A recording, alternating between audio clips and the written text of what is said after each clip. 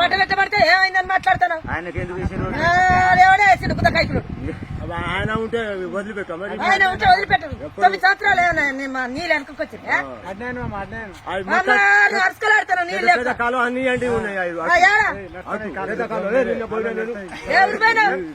ఎవరి పైన పెద్ద కాలం పోయిన దేవుని దగ్గర పోయినా నిన్న. ఏ దేవుని కాదు మా దేవుడు. ఏ మీ దేవుడు అయితే మరి నీళ్ళు ఇవ్వలేదు. మరి మీ దేవుడు అయితే నీళ్ళు ఇవ్వలేదు. మరి వాడు ఇవ్వలేదు. ఆయన కూడా ఇస్తాడు. అరే అమ్మాయి నడుచుకోలాడుతుంటే సిగ్గుసారా ఉండాలి కొంచెం అన్న మాట్లాడతాను. కేసీఆర్ 9 సంవత్సరాలు ఇచ్చింది. 10 సంవత్సరాలు ఆయన ఉన్నప్పుడు ఎండలే కదా. ఏంటి అసలు ఒక్క రోజు కూడా అంటలే.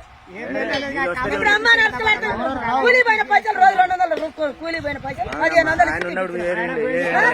7,000 రూపాయలు అయినాయి బంధకు.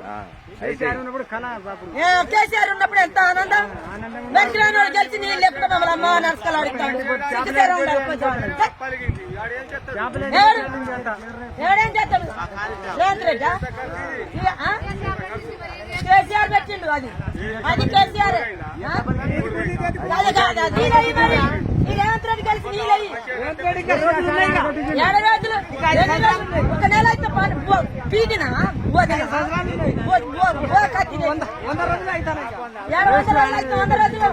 రోజులలో ఇప్పుడు 3 నెలల్లో కలిసి 1 నెలన్నా ఇది వదలలేదు. మరి నీళ్ళు పని చేయాలి. ఆ కాలువ బంద్ చేసి పెడితే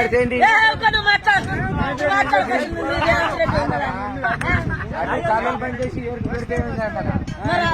అమ్మ ఎట్లా పోతానే నీళ్ళు ఇంత పోతానే నీళ్ళు. మరి అక్కడ నీళ్ళు ఇచ్చి ఒక్క కాలువ ఎత్తే పేదలందరూ బతారు కదా.